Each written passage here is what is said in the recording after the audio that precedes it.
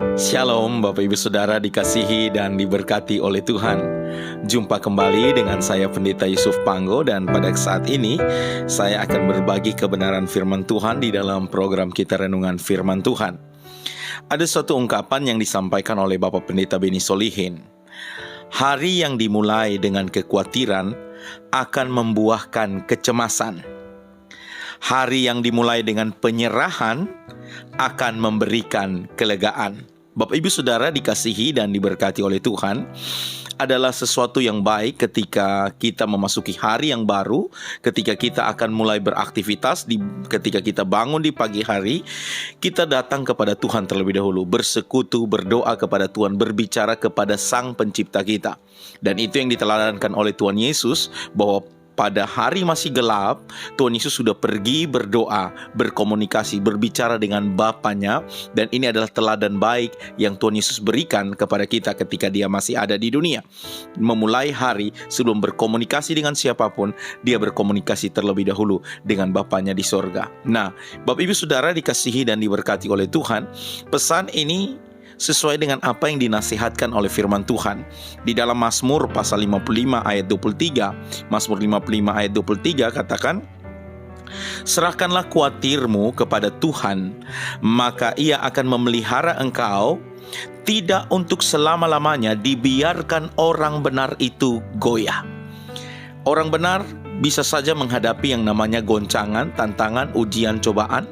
Tetapi ketika kita membawa segala pergumulan kita, setiap pencobaan yang kita hadapi, kita bawa di dalam pergumulan dan doa kepada Tuhan, kita serahkan kepada Tuhan, dikatakan bahwa Tuhan akan memelihara hidup kita.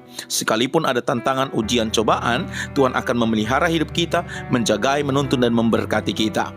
Di dalam 1 Petrus pasal 5 ayat yang ke-7, firman Tuhan berkata, "Serahkanlah segala kekhawatiranmu kepadanya, sebab Ia yang memelihara kamu."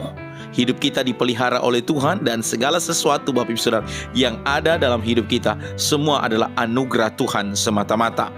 Di dalam Matius pasal 11 ayat yang ke-28, Injil Matius pasal 11 ayat 28, dari perkataan Tuhan Yesus sendiri berkata, "Marilah kepadaku semua yang letih lesu dan berbeban berat, Aku akan memberikan kelegaan kepadamu."